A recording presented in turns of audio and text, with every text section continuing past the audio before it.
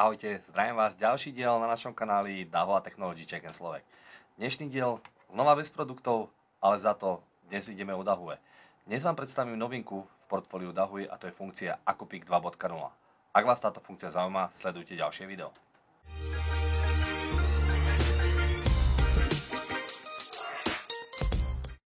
Minulý rok sme predstavili funkciu Acoustic. Acoustic prinášalo to, že ste v obraze ťukli na nejakú osobu, na nejaké vozidlo a systém vám prehľadal všetky záznamy zo všetkých kamier, čiže veľmi jednoduché vyhľadávanie. Dnes tu máme Acoustic 2. Čo všetko dokáže?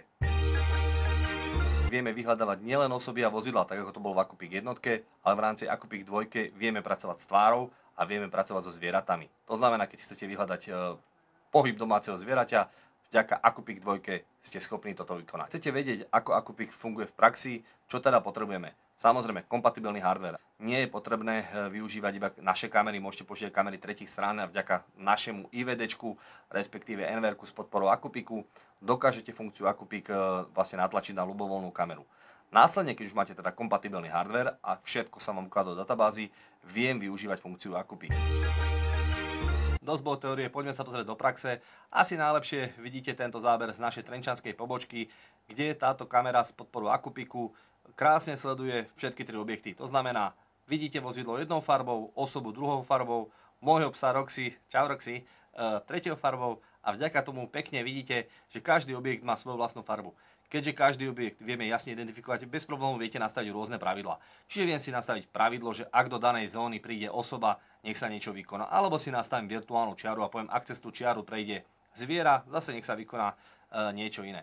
Samozrejme, nie je to len o pravidlách a alarmoch, ale všetky tieto objekty viete aj vyhľadávať tým, že si vyklikáte nejaké parametre a na NVR-ku si pojete, nájdi mi výskyty všetkých osôb, alebo chcem nájsť biele SUVčko a nájdi vám všetky SUVčka.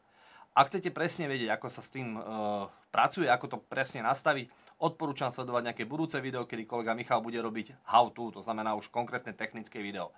Naopak, ak vás zaujíma práca s Acousticom a s našim softverom DSS Pro, pozrite si video z popisku nižšie, kedy kolega David predstavoval funkciu Acoustic v DSS Pro, to znamená ukázal veľmi jednoduchým spôsobom vyhľadávanie v rámci DSS Pro. Tam je obrovská výhoda na tom, že nie ste odkázaní iba na jedno NVR, ale dokážete vyhľadávať aj v rámci rôznych objektov a v rámci rôznych NVR.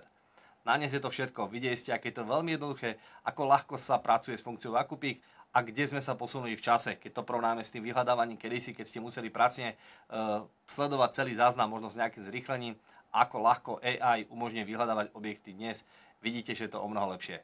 Ďakujem za pozornosť a teším sa niekedy na budúce. Ahojte!